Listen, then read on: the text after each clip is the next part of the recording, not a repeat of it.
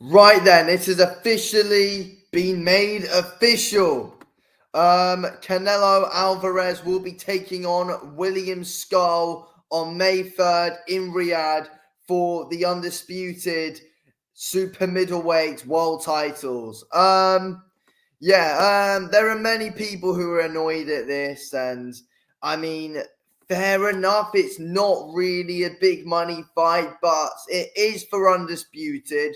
For people who don't know, because I think there are many people who don't seem to know, William Scull is currently the IBF champ because Canelo vacated to fight Belanga. If you think back, he probably should have just fought Scull instead. Then, and Scull was the mandatory. But yeah, it's not a great fight at all. Like, I don't care for this fight whatsoever. It's not competitive. But it is what it is. We're getting the Crawford fight in September.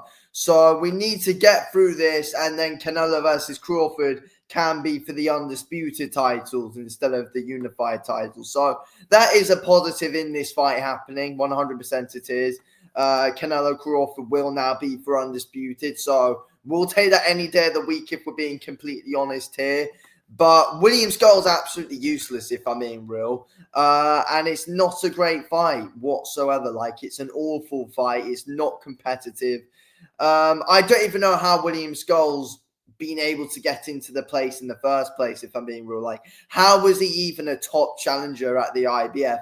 It's beyond me. His resume is beyond awful. Like, he's got no good name on that whatsoever. He beat Shishkin in his most recent fight, and he arguably lost to Shishkin, who isn't even a world-class fighter. Like, William Scull's not even world-class. Like, he's a good fighter. He's not world-class. He's certainly not elite. It's an awful fight. Is it cherry picking from Canelo? Because we all know Canelo loves to cherry pick his fights.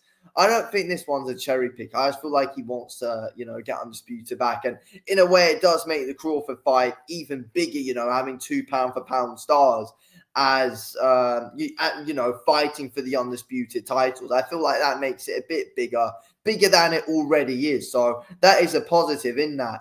And Canelo wants a warm-up fight before Crawford, and this is a perfect warm-up fight because he gets a warm-up fight against an easy opponent, but it's to, regain his undisputed title. So it's a bloody win-win for Canelo, isn't it? But is it a win-win? No, because actually no one cares about this fight. It's like, let's be real, this is like one of the undisputed fights in boxing right now that literally no one gives a shit about. We're gonna watch it, of course, but who cares? Like, who cares about William Scull? Like, he's pretty irrelevant, even though he's champion. He's pretty irrelevant if we're being completely honest.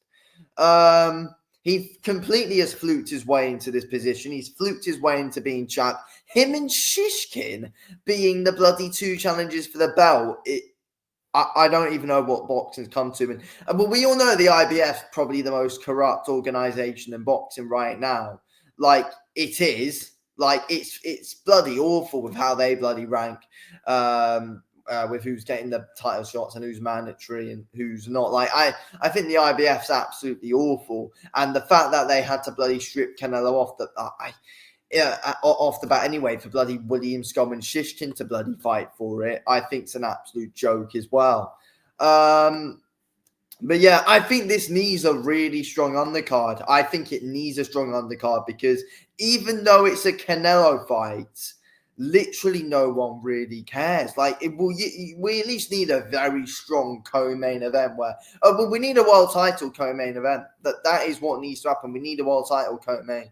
I mean, that's what has to happen, unless Terence Crawford gets onto the card. But I just feel like at the moment, though, from what we've been seeing, Crawford's focus is just trying to bulk up to the weight. That's what Crawford's doing. So I don't think Crawford is going to take a fight before. And even if they were going to fight on a double card, it would have already been announced. So that's not happening. Well, there has to be a world title fight on this card. Like, it doesn't even matter what the weight is. I think Yanni Beck should get a chance on this card at middle. I feel like that's what should happen. Yanni Beck should have a chance. Get him at co-main event. Get him defending his titles. Oh wait, no, he's fighting in April, isn't he, sir? Again, that's not going to happen because Yanni Beck's fighting in April. Yeah, so I don't even know how strong this card's going to be. And the thing is, though, the week before this fight is actually Chris Eubank Jr. versus Conor Benn. So that makes things interesting as well. And remember as well, in February, coming up in the next week, we've got the Beterbiev versus Bivol card, where, you know, most of the big name champions are on that card anyway. So it's a strange one. It's going to be really interesting to see what they do here. I reckon it's probably going to be American-based. They might have a few Mexican names on the card, possibly. They might do like the Bruno Soares, Jaime Munguia rematch on this one, possibly. It won't be co-main, but it wouldn't surprise me if that is on this card.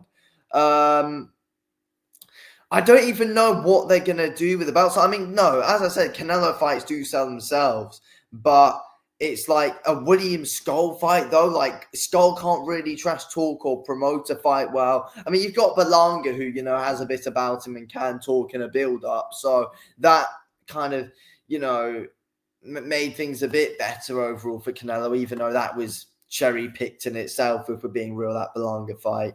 But yeah, it makes sense. People are going to say this one doesn't make sense. I feel like it makes more sense than Jamal Charlo, if I'm being real. Like, I probably actually, I don't know. Well, no, it makes more sense. Would I have rather have seen Canelo versus Jamal Charlo? Yes, because of the build-up, and it would actually, and you know, there is the odd intrigue there because we know how good Jamal Charlo was back in his peak, even though he's way past it now. But there was more intrigue for that. So I probably would have rather seen Canelo versus Jamal Charlo.